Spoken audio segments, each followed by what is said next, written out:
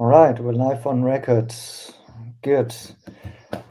Welcome, everybody, to another interview with the CFO of ZEPP Health. So we have the quarterly earnings report to go through and many questions along that earnings report, but also general questions around the company, about the share price and 2024 in general. Before we dive into another session, which I hope will be valuable for your own due diligence, for retail as well as public and institutional investors.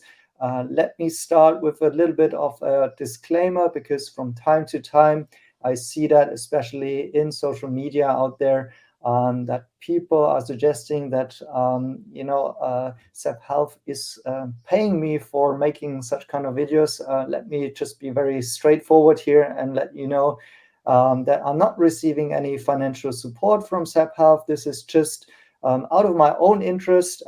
As a disclosure, I am invested in the company. I'm long ZEPP Health, owning the stock. So I have my own interest vested with the success of this company. So also you need to know that, given that also my personal finances are somewhat dependent on that, to as far as I'm invested.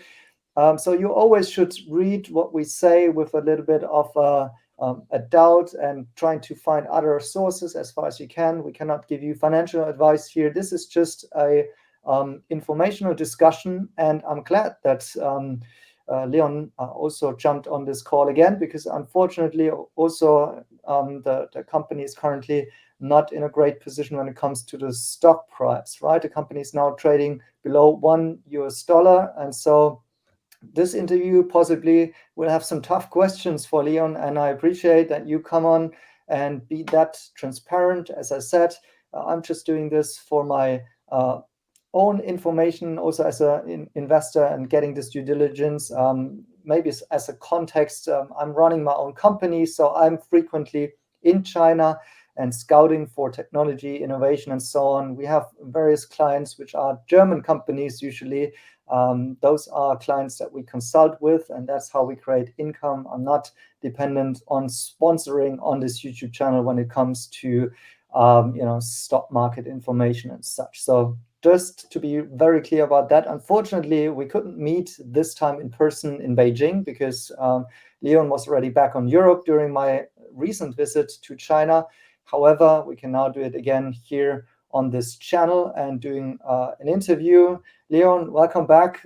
Thanks for taking your time. Will be about 1 hour, and I want to give you the opportunity first for the Q1 earnings report to kind of frame it in your own words, and let us know the key metrics, or your outlook.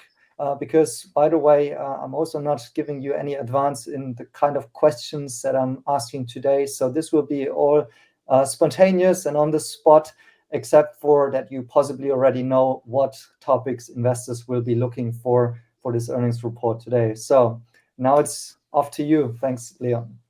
No, thank you, Marshall. I mean, and great to be back in your channel again.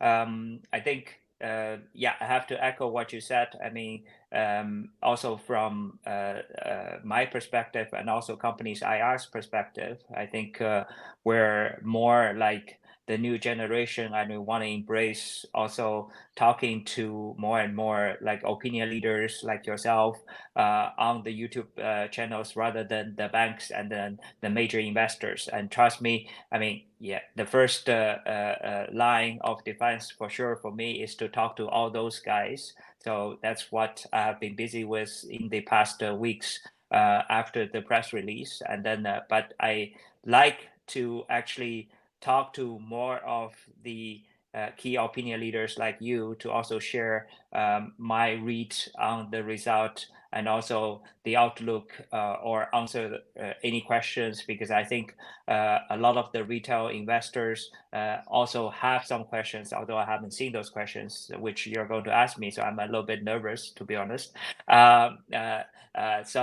No, but coming back to your question, a few quick words on the result for Q1.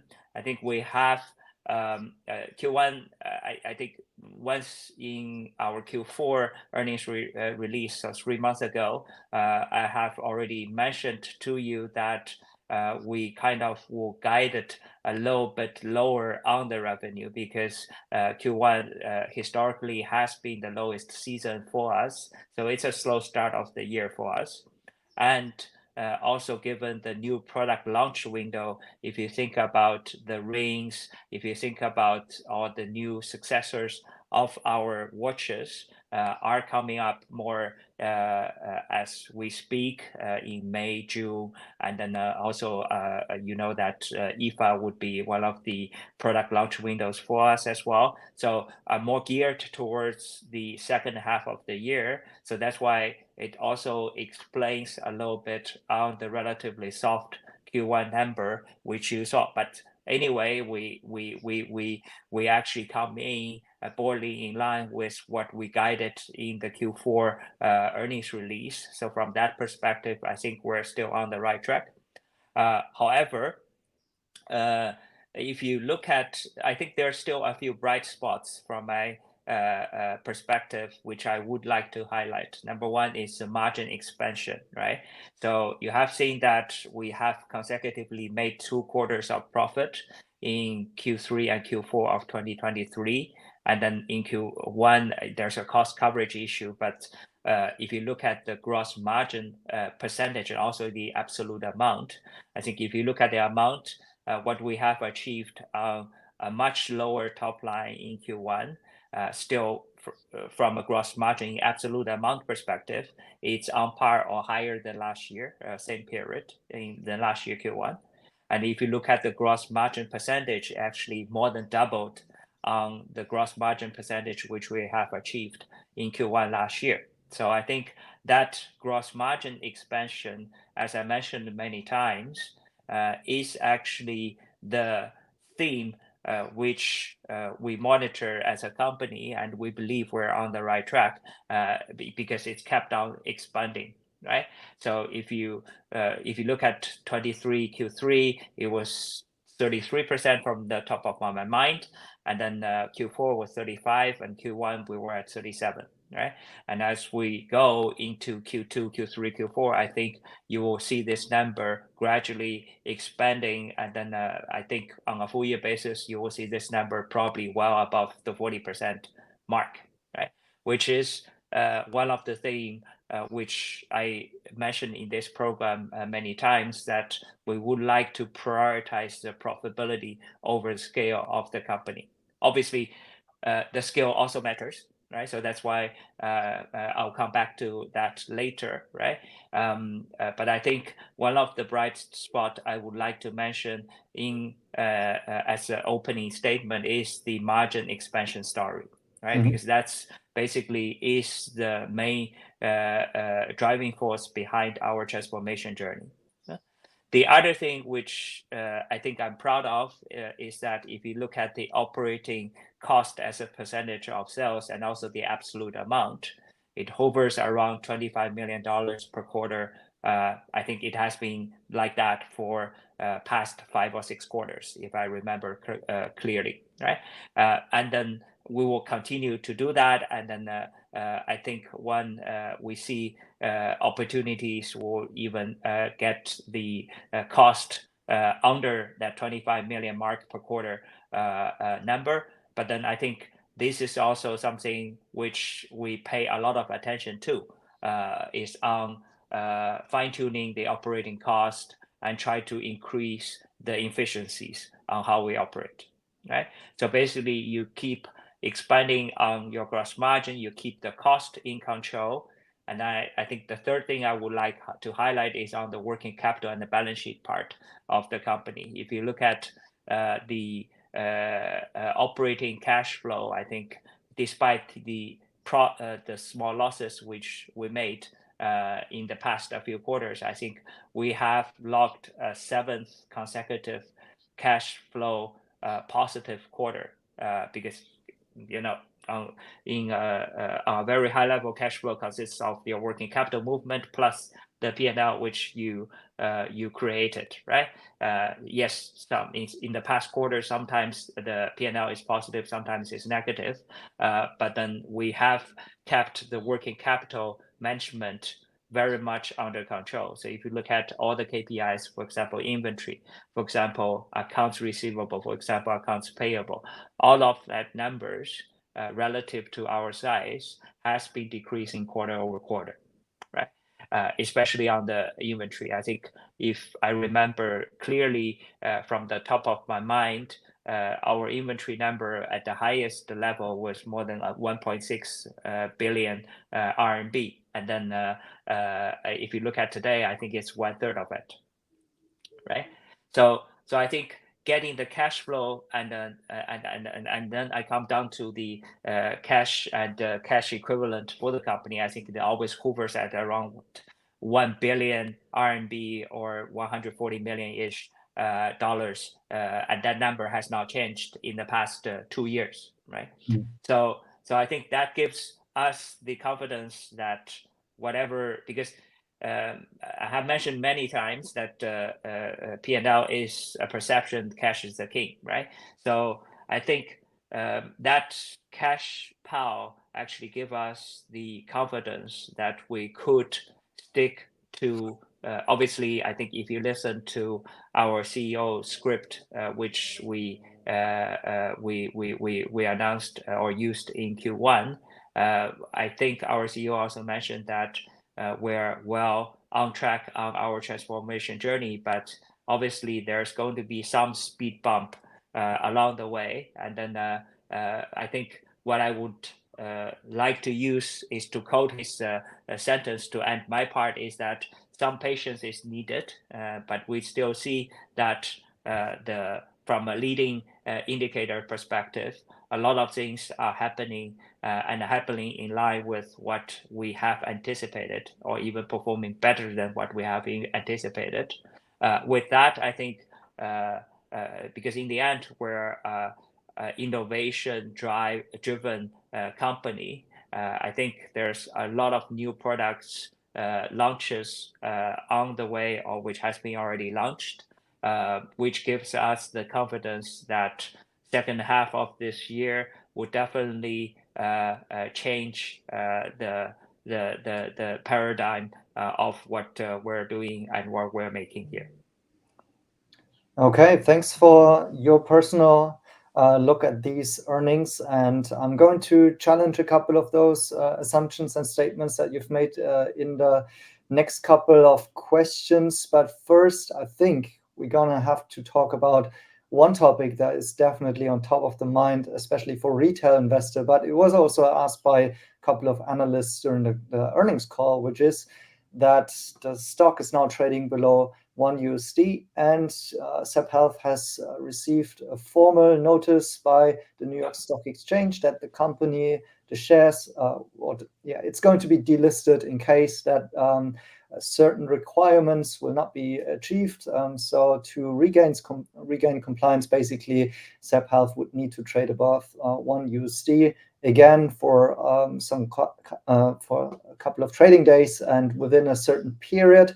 So that's definitely worrying for some investors, given the case that ZEPP Health does not have an alternative listing.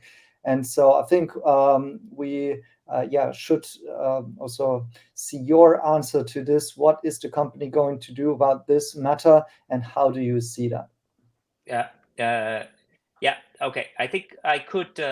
Number one, we did a press release on this topic, and I think if you read the press release, I think that gives you a little bit of how we're going to do it. But I can spend a few sentences on this. So I think number one, we see this as a technical issue, and then yes, if you look at the stock performance of a lot of the China listed US companies, I think even NIO was now trading at a good price, if you may, right?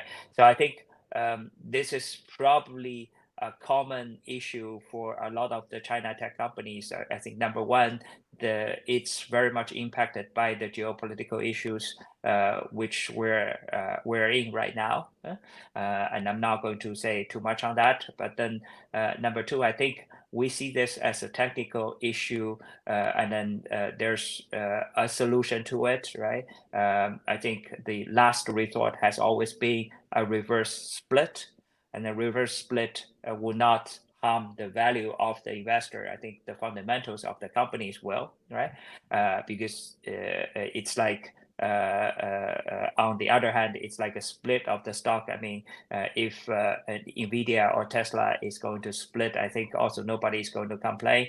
I think a split itself would not harm the interest of the investors or the stockholders, but we do, as a management team, we do commit to ensure that we are going to be fully compliant with the stock exchange regulations. So on that part, I think what I'm saying is that yes, there's a so-called 6 months cure period, and then either you can actually lift the share price over and above $1 through organic performance, or you can do it as a last resort through a reverse split, but there's a technical solution to it, right? So, and then the management is fully behind on keeping the New York Stock Exchange listing status for the company. So there's no, based on my knowledge, there's no privatization plan, whatever, on the horizon for the company, right? And the last thing I would like to say is that in the end, it boils down to the performance of the and the operating performance of the company. So, which I believe, if we could, and I have mentioned many times, our goal is to actually to sustain the company's profitability through the self-made brand, right? The Amazfit brand revenue. So if we could turn the needle here, and we see still a good chance of doing that by 2024, then I think all these issues would be behind us. Mm-hmm. So I think this is just a noise around everything we do. But I think given our cash reserve, giving our equity value, the shareholder equity value, a lot of people probably you don't even look at that number. So actually, our shareholder equity value is even higher than the new which is also another China listed company. So we're and many other companies which their share price is even higher than us. So I think there's definitely the company is undervalued, but maybe I'm a little bit biased. But I think for sure there's going to be a solution to that $1 issue, which you raised.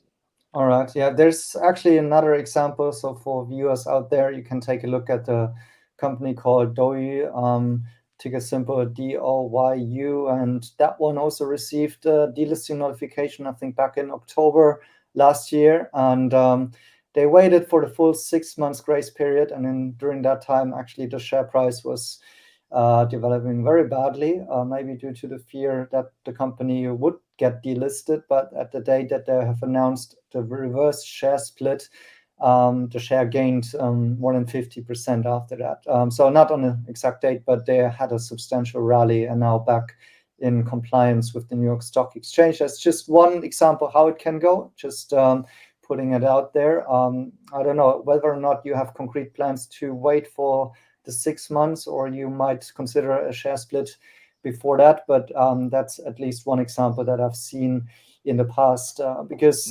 unfortunately, I mean, yes, it's true what you say. It seems to be a macro issue that well, due to many reasons. One might be geopolitics, one might be interest rates, and so on, small caps. There are many factors that many Chinese and risk assets in general have become under pressure, and startups in particular.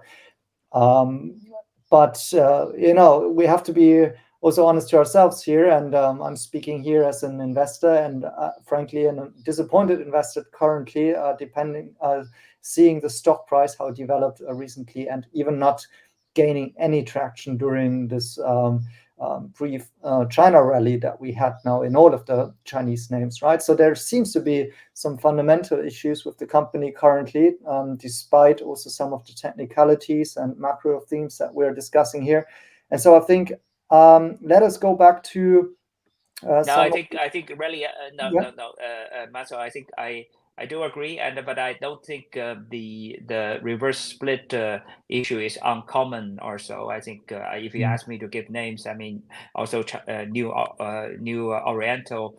This used to be an education company, very successful China listed company in US as well. I think they also did a reverse split. So in itself, that's not a concern for us. But yes, I agree with you that all these things boils down to the fundamentals of the company, and obviously there are definitely things which we can do, and I realize that the company is actually under marketed. So those are the things which we're trying to do as a management as well. Yeah. Right. Let's talk about some of these points, fundamentals, which I have gathered from your earnings report. So I'm tracking a couple of KPIs, and I think one of them you highlighted as a positive in your remarks earlier about the Q1 is that the gross margins are developing very well, right? So we've seen that the last couple of quarters, we've actually reached records for the company never seen before. The gross margin was downtrending for a very, very long time until Q1 last year, and now it's making a steep recovery here, or actually more than a recovery. It's almost a hockey stick, things that you like to see as an investor, actually. So this is a positive. However, I also have the EBIT margin here, which is trending down, and so yeah, that's the bottom line of the business. I think you've also mentioned a couple of points here, which we can also discuss again, which you said like Q1, the current quarter seems to be a little bit of an outlier here. I think you also mentioned it in the earnings report and in the earnings call that there have been also some special effects taking place in Q1, and but still, I mean, the overall trend is on the bottom line of the EBIT margin that it's trending still down. It did look like it's recovering after Q3 with this huge spike. You've mentioned profitability, but generally, isn't it worrying that on the one side your gross margin on the products, what you earn on each of the products sold, is trending towards the right trajectory, but on the net side, we do not get the results that we want to see here. So Marcel, I mean, obviously, as you mentioned, I have never seen the graphs and the charts beforehand. Yeah. So I think if you ask me, I would first recommend you to check the EBIT margin you have project or shown here for Q3, Q4 2023. Out of my recollection, I think those numbers should be well above. Definitely, it's not negative; it's positive, right? Because if I cannot churn a EBIT margin, a positive EBIT margin, I cannot report a profit for those 2 quarters, right? So I think the EBIT margin, number one on your chart for Q3, Q4 is definitely positive, and it turns down in Q1 because the cost coverage issue I have mentioned, right? Because it's like you're running a factory, and then if your cost coverage issue is as what I mentioned, the fixed cost is around 25 million a quarter, then you need, and you can see that where our gross margin is trending close to 40%. I think if you project it for a few quarters at the current speed, I think you will be well above the 40%. I think if you ask me, probably will be at around 45% for the full year on average, right? The weighted gross margin. Then it's not difficult for you to calculate the break-even point on the revenue, right? Then you probably need around 50 million ish dollars revenue in order to cover the fixed cost. And unfortunately, I think in Q1 we're only at 40. So and with a 37% gross margin, right? So that's actually explains why the trend kind of broke from Q3, Q4 last year, the upward trend, and then it went down in Q1. So and then that's number one, to answer your question. And number two, on the EBIT margin part, if you look at the past 2 years, so I think we kind of treat the past 1 year and a half, so from 2021, end of the 2021 or 2021 Q4 onwards, we use that 1 year and a half or 6 quarters period to do the transformation, because that's actually the first year we kind of proactively phased out the Xiaomi sales on the Mi Band, right? And we gradually phased in on gross margin go premium type of strategy for our own brand, for the Amazfit brand, right? So basically, yes, it is rightfully so that the EBIT margin for that 6 quarters, so from 2021 Q4 onwards, it deteriorates because we went through a journey whereby we cut the fixed cost from around 40 million-ish per quarter to 25. So we use around, cutting fixed costs is not that simple as you imagine, that it's like poof, overnight the cost go away. It actually it actually reflects in a lot of things which we do in Black Band Tiers. For example, you have to streamline your operations, you have to let people go, right? And you have to actually prioritize your investments and use the return on investment type of terminology and methodology, and you have to cascade it across the team, right? So I think we use around 1 year and 1 year and a half period to reduce the fixed cost from around 40 million per quarter to 25 right now, right? And we see that needle turning. So I think if you correct for your chart, you will see that Q3, Q4 2023 is the 2 consecutive quarter of profit which we churn out of that strategy, whereby our gross margin and our fixed cost is kind of getting very close and to positive trajectory. And in Q1, unfortunately, because of seasonality and the new product launch window, we went down. So I think that is the journey we're going through. And then if you look at the leading indicators, which unfortunately you didn't show the sales trend of the company. If you see, and I have a chart on that in our investor relation website, you will see the proportion of the Xiaomi sales in our total revenue mix also went down dramatically through the year, right? And then our company is really majority of the revenue, I think 85 of that is the Amazfit branded revenue. And yes, I do agree with you. In the quarters to come, we need to actually see how can we drive our sales, our own brand sales, above that break-even point of 50 million, which are just roughly per quarter type of break-even point. And I do have the confidence we can, right?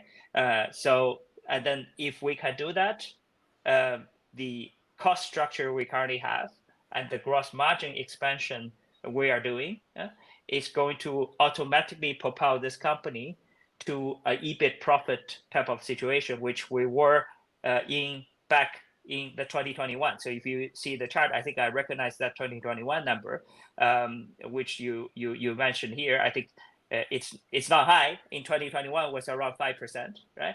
But I think over longer term, I have explained to you in the past quarter as well. I think we're more looking at a cost structure whereby structurally, the gross margin will be at around 40 to 50% kind of threshold, and the cost will be around 30 to 40% threshold. So we could structurally churn a 10% EBITDA type of company through our own branded revenue, right? So that's actually the path we're going. So I think that also explains the picture you're showing, I hope, to some extent. And I think, let me just conclude with the strategy which we were doing, or the transformation we were doing, is like, since we got listed, I think we have always been treated as a Foxconn-alike company. And what we try to be is to build a company with its own brand, which is like maybe China's Sony, right? So that's our CEO's belief and our strategy. So basically, we want to turn from an OEM, ODM type of company, and I don't think our market cap and our valuations in the past have been fully reflected on that, right?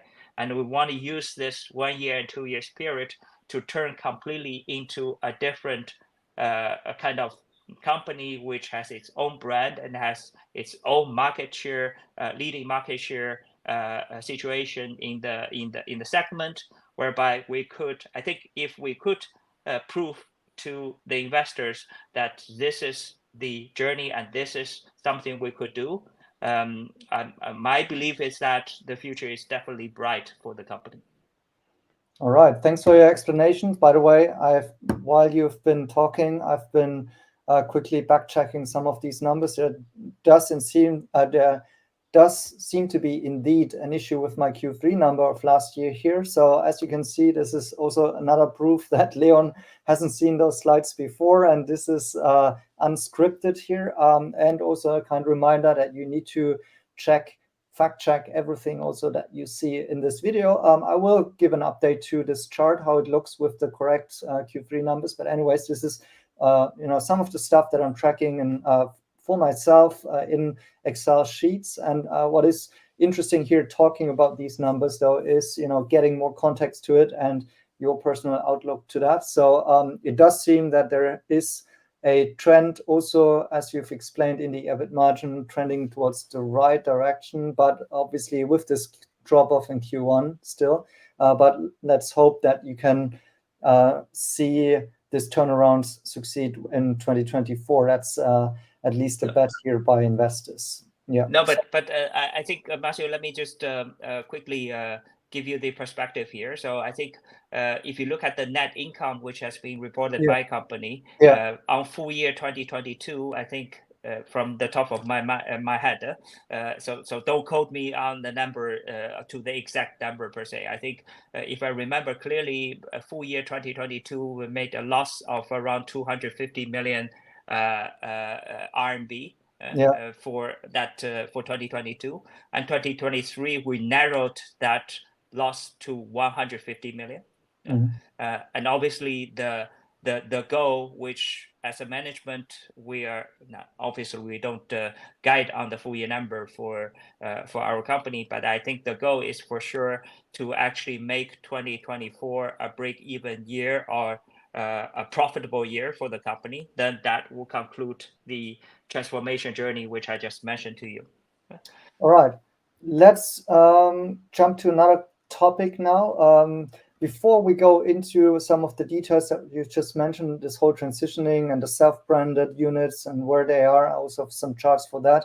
But now let's look at another topic that actually one of our retail investors in our investment group, in our patron community, highlighted to me, which is about the share count, because obviously what retail, or many investors actually obviously definitely like, are share buybacks, and ZEPP Health has committed to share buybacks and has been doing them, also reporting them ongoingly. However, it seems that the average weighted share count has not really come down that much, given what we've seen in the Q1 reported average weighted share count, which is actually back to kind of the levels that we've seen in 2021. So the question kind of seems to be, well, even though the company is buying back shares, which should be a normal thing to do given where the share price is, still it seems there is some sort of dilution happening, possibly due to the ESOP programs, so the employee stock option programs and so on. So can you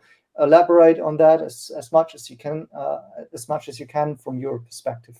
Okay, now thank you, Marcel. This is a good question. So number one, and then yeah. So I think let me look at the chart for a bit, because it's as you mentioned. I haven't seen those questions beforehand. So I think what you see here, number one, this is actually the diluted share count number, which you probably quote from our earnings release on a quarterly basis, right? Because it's basically a accounting measure which has been used to calculate the earnings per share, right? And I think what you see here, the spike in Q1 2024 is that spike is in essence the so-called the options. It's indeed what you mentioned, the options which given to the employees, they are vested but has not been exercised. But from an accounting perspective, they need to be treated as an ordinary share to calculate the earnings per share. So that's, again, I come back to this accounting terminology and accounting disclosure of this number. But I do see the point you raised here. We probably would consider to actually publish the share count, which is issued and outstanding, which is in a similar manner as how we reported in the 20F in our annual report every year, which we can also disclose on a quarterly basis, because in essence, as I just mentioned, a lot of these options, which in accounting terms need to be seen as an ordinary share to calculate EPS, are not really exercised, or it's a long way before they are vested. But from an accounting perspective, for accounting matters, you need to actually treat it as if they are vested and fully consolidated into your share count. So I think with the number, which is really the number called issued and outstanding shares, which is being published, you will see that our shares is actually at a much lower number than what you see here. I think from the top of my head, I think that we're around the 240 million mark by Q1 2024. But as I said, it's a good question. I think we will definitely try to publish that number from Q2 onwards. All right, good to know. Good. Let's jump into some of the self-brand numbers, because yeah, I mean, you know, I've seen what you mentioned about the transition from a Xiaomi ecosystem company to a self-branded international global brand, which has its own positioning and so on. And I think from a long-term investor point of view, that makes sense. And I think it's one of the reasons why people who are invested are with you and keep holding the shares. However, I think I have to be honest here. Also, when I saw the Q1 numbers, you know, it's such a sharp drop off even in the self-branded revenues quarter over quarter, and it's still in a declining trend. So I'm wondering, like, at what point are we going to see a bottom, or is it actually that we are still in a declining phase that nobody really knows when it's going to stop? Because it's really the fact that we are now below the numbers that we, even in the self-branded, after all of those years, right? It's concerning, right? Yeah, no, Marcel, I think we have a similar chart which we publish on our IR website, whereby I think from a visual perspective, it's probably more than or better than what you have shown here. But I get your question is on one, the self-branded product sales also declined year over year from 22 to 23 to 24 Q1. Yeah. As I explained, there are two things. So I think number one, what you see here in 2021 and 2022 period, I think we were still at a stage whereby we believe that volume is the king and profitability doesn't matter. So because that's probably coming also from the old habits we had on Xiaomi, whereby you're just an ODM guy, and then you churn a 5% profit on a huge amount of product, and then in the end you will have a thin margin. That still is the operating model of Xiaomi right now. If you look at the company's P&L now. So, but I think as I just mentioned in the past 2 years, what we do is we try to do two things. Number one, we want to proactively looking at the return on investments of our products, and rightfully so. We proactively phased out for example, the Xiaomi Band revenue for the company. And I can tell you, if we continue with that business, number one, the revenue will keep on declining. Number two, the profitability will be reversing and probably even dip into the negative trajectory. Then we'll probably have a situation whereby the company has a very high top line, and then in the end, it doesn't make money. Yeah, I think in the past 2 years, also after COVID, the investment thesis for most of our investors, also they have been telling us, is that please prioritize profitability over scale. And if you have everything equal, please try to increase your revenue again. So I think that's in essence the methodology and the terminologies which we have followed. So number one, we want to cut off on those bleeders, even if they carry a huge sales revenue. But in the end, if we calculate the return on a project by project basis, I gave you an example before, right? So for example, we can go for a lot of the products, for example, our own band, in which we call Amazfit Band 7, right? Which we sold in most of the Europe markets at $30 per unit. $30 is a going price, right? And then we have a cost price of this thing, which cost us probably $10, just rounded number, right? And then you know that the consumer price, between the consumer price and what we can realize or book as a profit or revenue for the company, there's also a difference on what we need to give to the trade, to give to Amazon, etc., etc. So if you calculate, and also you have to spend marketing expenses to promote those products. If you calculate the return on investment on this specific product, right? Although it has a sizable revenue, for example, yeah, in the end, from a bottom line perspective, is not accretive. So we did this across our product line. That's one of the strategy. We say, number one, we cut the bleeder. Number two, we go premium. And then that's why you can see that, yes, there's a sales decline on our self-branded products. And at the same moment, the gross margin improvement is actually more than double or tripling than what it used to be. Yes, the ideal situation, I do agree with you, is that you can somehow keep your sales flat, and in the meantime, you increase your gross margin and you double your gross margin. Yeah, but unfortunately, we're not living in a perfect world. So I have to make choices. But okay, coming down to the question, I see your concern, and I also quoted in our press release before. I do believe what you see here in Q1 2024, it's the lowest point on where we can go.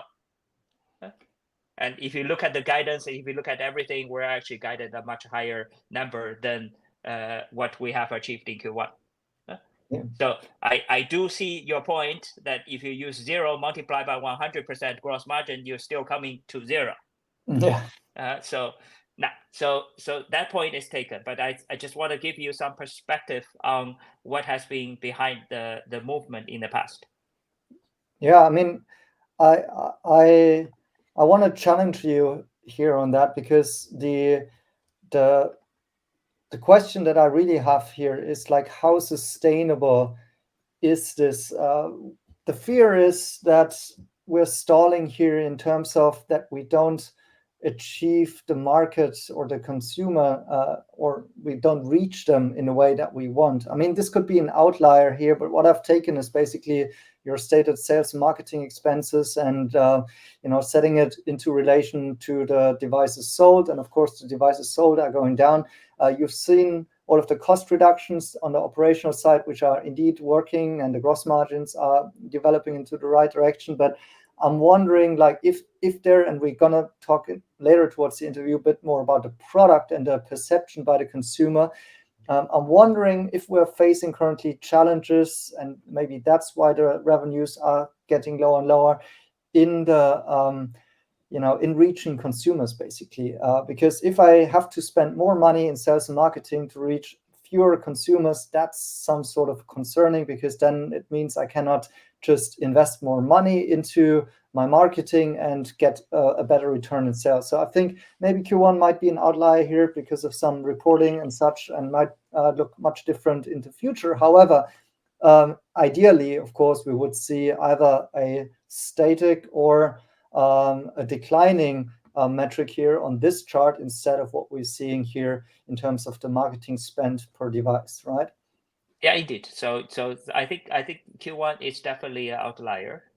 If you look at the trend for the past 2 years, I think it hovers at around somewhere $12 or so. I mean, if your chart is correct, but I look at roughly the advertising expenses as a percentage of sales in my P&L. I think I come to more or less 10% of that of sales. On a very high level calculation, right?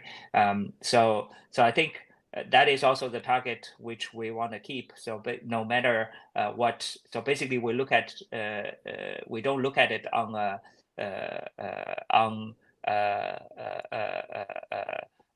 spend as a percentage of sales or spend per unit type of thing. We look at activity based, right?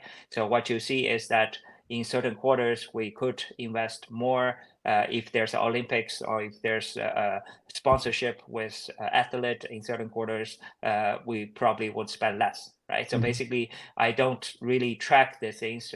Our spending is more two things. Number one is merit based. Number two is our return on investments, right? If there's a good investment on sponsoring or spend big on a specific event. Let's take a example. If we could sponsor the Euro Football Cup, which is ongoing right now or about to happen, right?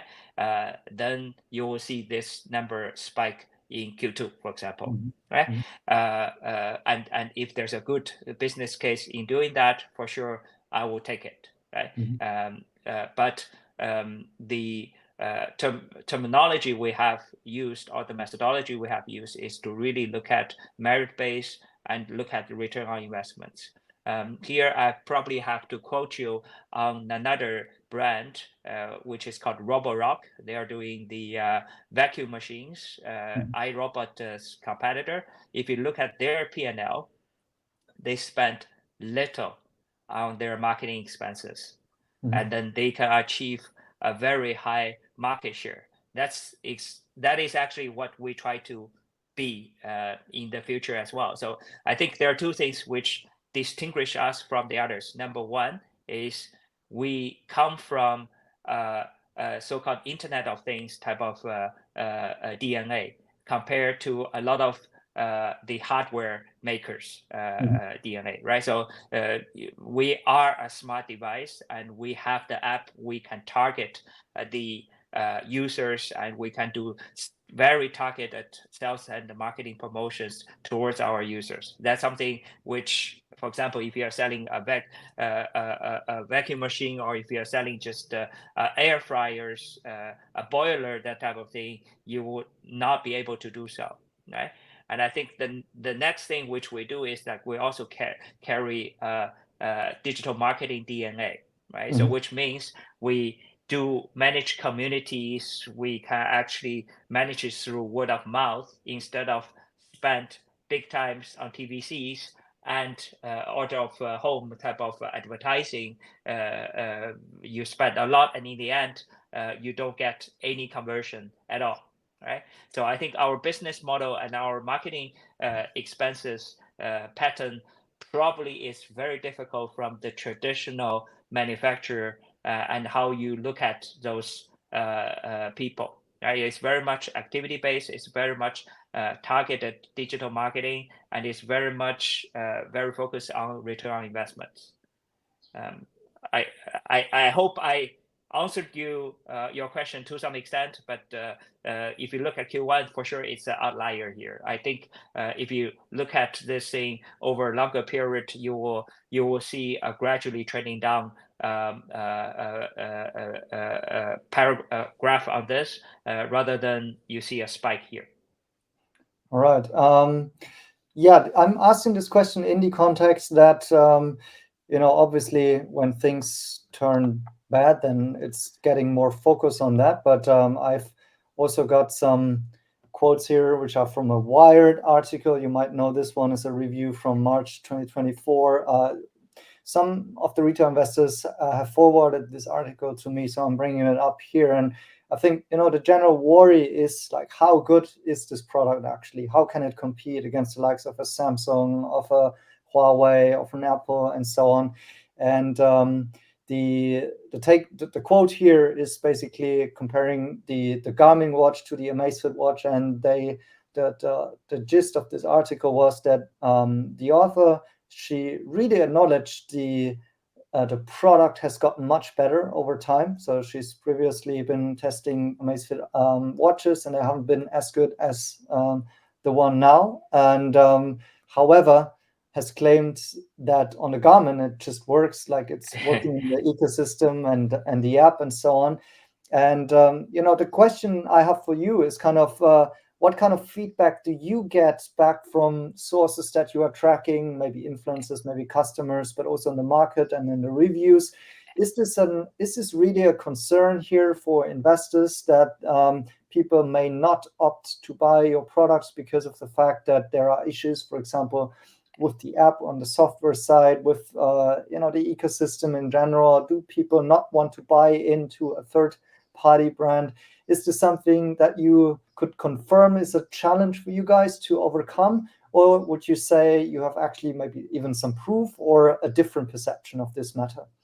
Yeah, no. So Marcel, I mean, obviously I don't comment on a single review here, right? And if you ask me to pick on this review, probably I can give you 10 different reviews which says our software functionality is better than Garmin or better than the competitors, right? So, but I do think there are a few things which sets us aside. I mean, number one, just quickly comment on this. I don't think there's any product of us which comes at a similar price point of Garmin. Our strategy is to sell our product at half of the price of Garmin, even for Garmin's cheapest product. So I don't think there's any. So we talked about this, but I think yes, if you show me this news 2 years ago, I might have to agree with some of that. But then in this past 2 years, I feel a lot of things had happened. So basically, you will see that the cadence of how we do a software update in different series of our watch is definitely more frequent than what it used to be. So actually, our internal target is every 2 months or every month or every 2 weeks, we need to push out a new OTA based on the users' feedback which we gathered, and then and every quarter or so we need to actually launch a new ZEPP OS version, right? Mm-hmm. So I think you recently saw that we have launched the ZEPP OS 3.5, and in the future we'll do ZEPP OS 4.0. So every time it's actually through generation of 0.5, then you can see that coming to 3.5, it means that we, at least in the past quarters or so, we did 6 or 7 times big OS upgrade. And then if you remember how our self-branded products before behaved, it was like every year if there's a new product, and then the next year there's an upgraded version of that new products, then we completely disregard the previous generation, and you will never get any upgrade of the software pushed to the other ones as well. But I think if you go to our current lineup and behavior, all the software upgrades, no matter you brought the product last year or 2 years ago or 3 years ago, as long as the hardware is capable of doing it, we push the OS upgrade to all the watches and to the users, so that they can continue to have the most up-to-date software and OS functionality. Mm-hmm. Right? So I think in the past years, we really look at the users' complaints or suggestions on how to make our watch better, and we have took a approach whereby we constantly push the software and function upgrades of our watch, and we explain to them on what has been upgraded. Mm-hmm. So I think that's just a very high level to comment on the message you're referring to here. And I believe the latest upgrade of the ZEPP Flow, which use the natural language model, unfortunately I cannot demo it here, but I do like that functionality. So in essence, you talk to the watch, and it's one of a kind, whereby the watch will just do everything on what you want. So that I really think is setting us aside from our competitors.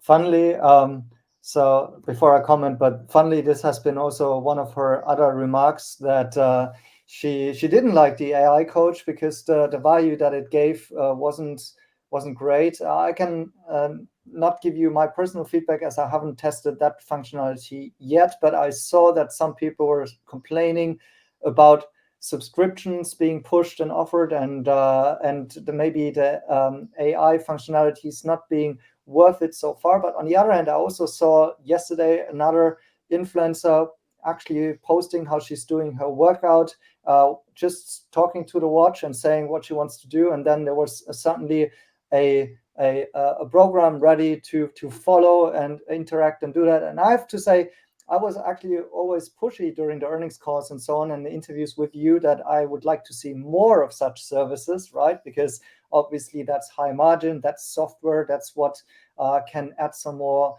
benefits. So maybe in your own words, where are we currently in?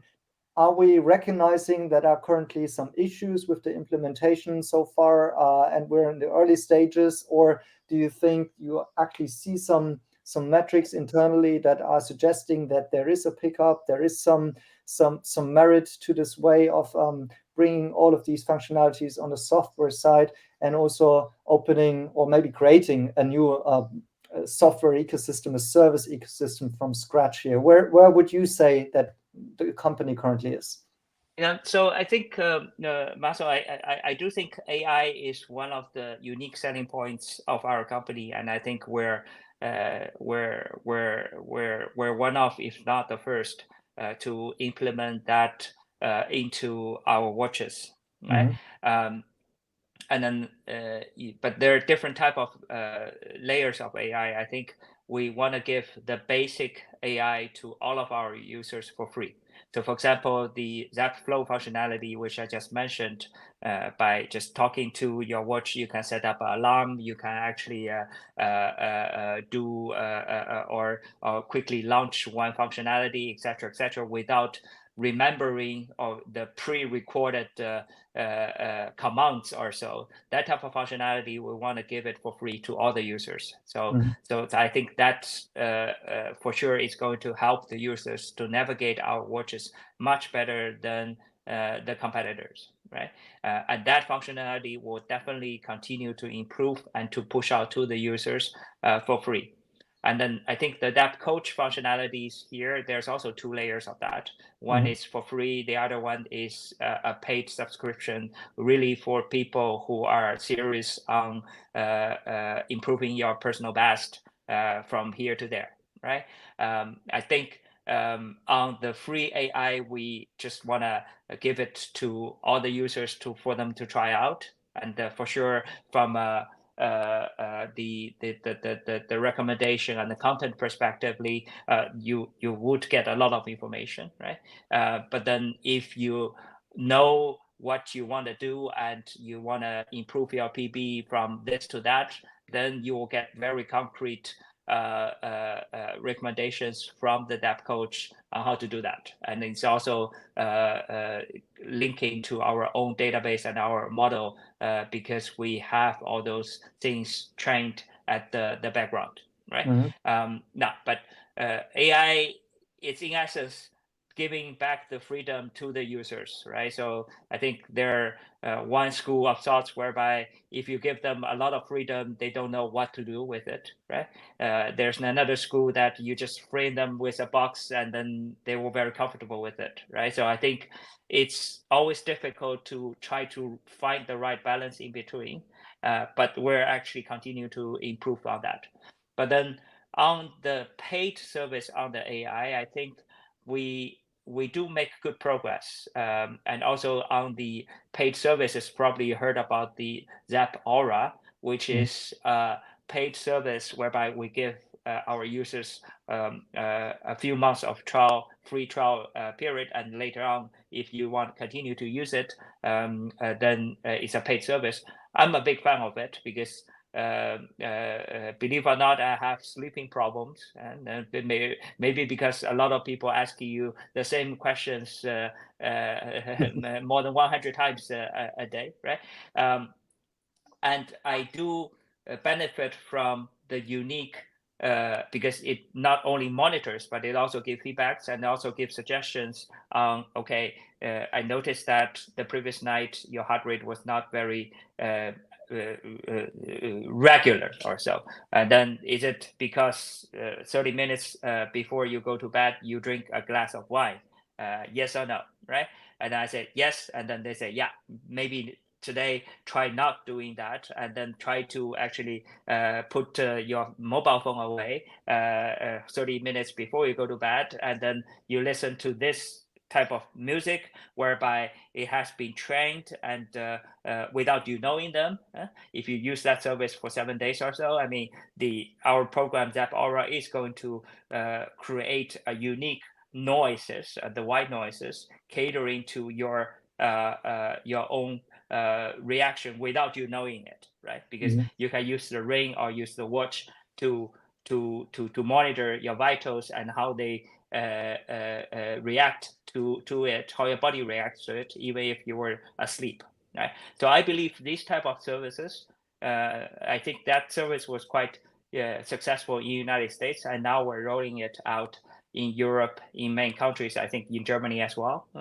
That services is actually getting more and more traction for us as well. And we want to do more of these type of paid services as we go as well. That's really great to hear. That's music to my ears from an investor's perspective, to be honest. Maybe you should consider of picking some metrics that you might be able to disclose in earnings reports on a regular basis as for well. sure we'll do that, and that is like a internet service which carries a much higher gross margin, I can tell you, than what you see here. It's also one of the things which give me the confidence that our gross margin is going to continue to expand in the future. Interesting. Okay. Yeah, I'm saying this because in preparing for this interview, I've also looked at a couple of other companies that are in a similar field as you are, and it seems like ZEPP Health is such a misunderstood case, also from an investor's perspective. Just looking at the valuations, like I'm just bringing up some examples here, like Mobvoi is a Chinese company, actually 600 million market cap, just raised 44 million USD. Whoop, that's an American company that has now gotten the attention of Cristiano Ronaldo. So they have a 3.6 billion USD valuation at 750 million annual sales. Keep, a Chinese app, raised 38 million at the Hong Kong Stock Exchange, 500 million valuation, 300 million sales. Well, Garmin, the big guy, 31 billion market cap, 5.2 billion sales. Then there's the Aura, the competitor now to the Helio Ring that you're bringing out. I'm just bringing this up because most of these companies are actually trading at a multiple of their annual sales, while ZEPP Health is now trading at below 50 million market cap. I mean, we don't have to talk about the price to book value or anything here. It doesn't make any sense speaking of that, but it seems like the investors are simply not interested in investing in the company currently, maybe because of some of the points that I've tried to challenge you with now with the declining sales, or simply they don't see the investor story, like the bigger picture. Yes, we've seen the transition away from Xiaomi to a self-branded brand, but it seems like that's more of a negative currently in the books of investors, given what we see out here in the market, which there are even some Indian companies, 170 million of no profits, valued at 420 million market cap. It's ridiculous. Yeah, I can tell you more of that, but I do believe a few things, right? So I think number one, for sure the company is undervalued. Not to mention we have a cash balance and equity value, shareholder equity value of so much, right? Number two, I think given our current marketing share position, because I think there are two things. One is the unit share, and I said to you that we purposely choose profitability over scale, so you have to look at the value share, right? So value share is something which I monitor closely as a company, right? So I think if you look at the value share, where are number 5 or number 6 in the world? So basically ahead of us is just Apple, Samsung, Garmin, Google, sometimes Huawei, and ourselves. Yeah? And then sometimes, I mean, depends on if Huawei launch a new watch, and yeah, their strategy is not to sell the watch, but to sell the watch as an accessory to the phone, etc., right? So I think that value share position for our company has not changed in the past 2 years or so. And we do think, given our unique product offering and everything else we just talked in the past hour or in the past quarters or so, we're pretty confident that we'll continue to gain value shares in the market.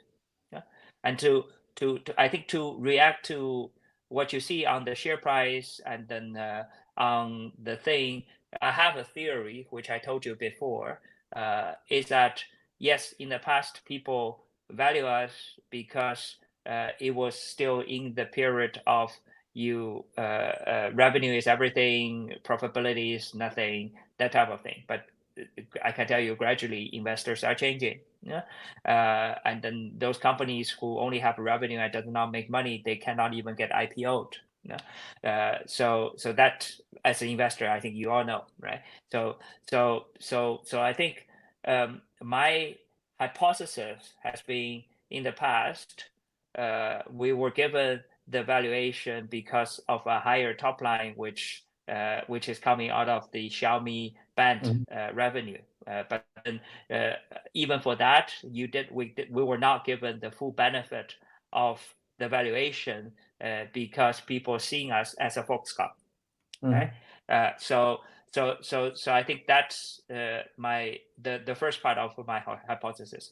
The second part of my hypothesis is that in the past 2 years, we were underappreciated because number one, we're public, we disclose all the numbers and everything, right? Number two, people probably has a theory that there's a going concern on this company, that if you decline so much, and in the end, you probably cannot even survive as a standalone company.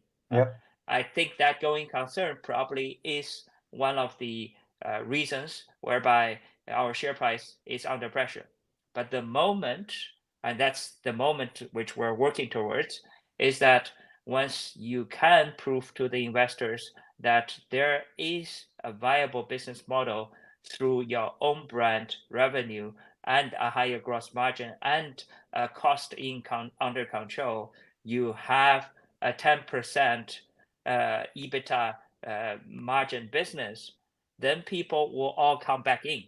Because if you can prove to the investors that you find the business model and your products and your valuation and everything, it works because you disclose all the numbers, then people will all come back in. I think we're just at that moment whereby we're just right in front of that moment of what I should put it in English word, we see the light at the end of the tunnel, right? I think not to mention will be the one-stop shop.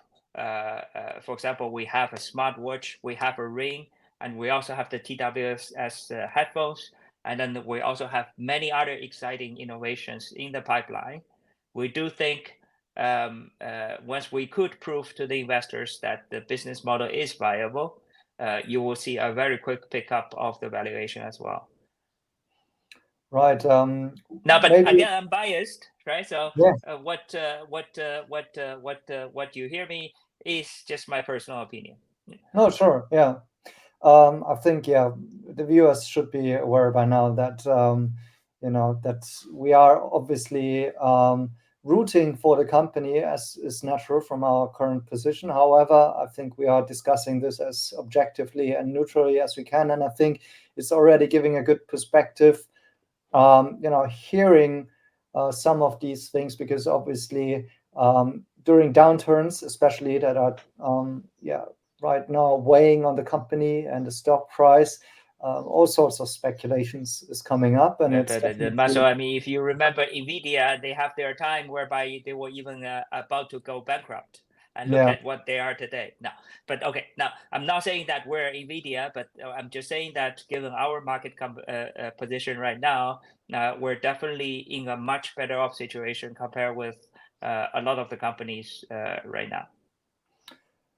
Good. Let's talk about, to finalize it here. I'm not going to take too much of your time. I really appreciate it already, but I've got one more topic, which is about the investments that the company itself has done, because we haven't heard a lot about this yet. And you mentioned already, maybe also you can finish up with an outlook of where the company is headed, or what kind of things we could also maybe look forward to, as far as you can comment, obviously.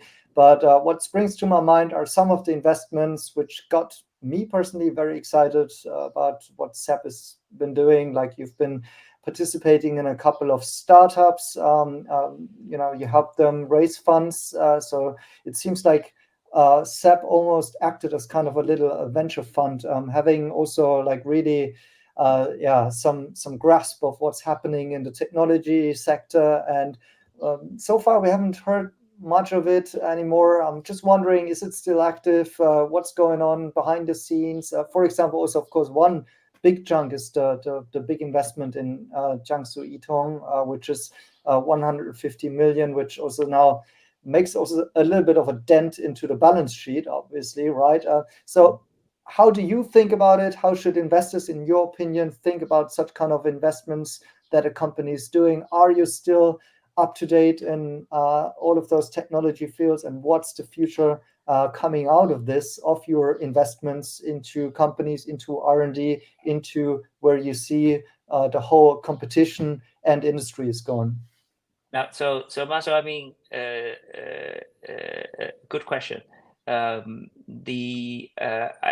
think most of our investments which we made in so far are accretive to our strategy and to our P&L and balance sheet per se, right? Because some of the investments, for example, we made in Promasio, which is MRI treatment type of company. I mean, recently they got new funding and the valuation went up. You know how it goes, right? So I think we're for sure we're looking at the investments in a similar way as what we did in the past. But as what I just mentioned to you, why I'm kind of speak with some sort of confidence to you is that also as an investor, yes, we do have a so-called strategic arm to look at the potential investments we could make, which are closer to where we're operating, because we see ourselves as a wearable company. So, for example, if tomorrow there's a good company who has a good sensor who could measure the blood sugar level without being intrusive, that's something which for sure we'll consider and we'll invest, no matter how much investment we're talking about, right? So we're constantly scouting on this type of new to the world type of technology and new things in our strategic investment arm, but there are not so many. If there are, then for sure you will see us making the investments here and there. So at this moment, we're more focused on investing ourselves because we think ourselves is undervalued, and we want to actually broaden our product offerings, like what I said. The rings couples with the watch, couples with the headphone, and couples with other new things, you will make us a one-stop shop, etc., etc. So yes, for one, we're still investing, but we have a high threshold on what it is. Number two, we try to invest on the different product offerings we can achieve organically. Number three, why I told you before that people prioritize profitability over scale is also coming from, with confidence, is also coming from my role as an investor to look at and scout the market, because there, I can tell you, China is so big, there are so many opportunities. I see many of them on a daily basis, right? There are so many, the noise and boat type of thing, which you just mentioned in China as well. And I can tell you, it's going to be very difficult for them to even secure the funding to IPO and have the investors getting a return on that. So I think the time has changed. So I think that's, but we're still confident and we're still committed to making the investments which are closer to our core and ourselves. Okay. Thank you so much, Leon, for all of these insights and being open and transparent. Even it might have been uncomfortable for this interview in some parts, but I think that's currently, the period that the company is going through, definitely in terms of how it's perceived by the markets. And we'll see how it will develop in the future. I definitely appreciate your time and the explanations you've given to us. And for our viewers, well, you can take this as parts of your due diligence and obviously also go out there and seek other types of information and then come to a conclusion whether or not this is an opportunity to invest in ZEPP Health and benefit potentially in the future from what we've discussed today. Yeah, thank you very much, Marcel. Thanks a lot for coming, and hope to speak soon. We talk next quarter, if not earlier. All right, cool.